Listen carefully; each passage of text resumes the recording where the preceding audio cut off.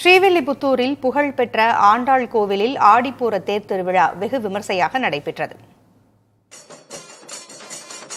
108 திவ்ய தேசங்களில் ஒன்றான ஸ்ரீவில்லிபுத்தூர் ஆண்டாள் கோவில் ஆண்டாள் அவதரித்த ஆடி மாத பூரம் நட்சத்திரத்தில் ஆடிப்பூர திருவிழா ஆண்டுதோறும் நடத்தப்பட்டு வருகின்றது.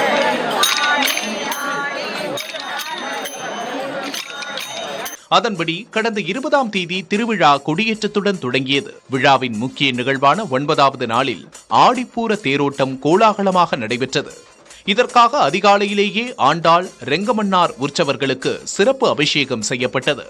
மதுரை கள்ளழகர் சூடிக்களைந்த வஸ்திரத்தை உடுத்தி ஆண்டாள் ரெங்கமன்னார் தேரில் எழுந்தருளினார். பின்னர் மாவட்ட ஆட்சியர் உள்ளிட்டோர் வடம் பிடித்து இழுத்து தேரோட்டத்தை தொடங்கி வைத்தனர். இதனையடுத்து தமிழகத்தின் பல்வேறு பகுதிகளைச் சேர்ந்த ஆயிரக்கணக்கான பக்தர்கள் தேரை வடம் பிடித்து இழுத்தனர்.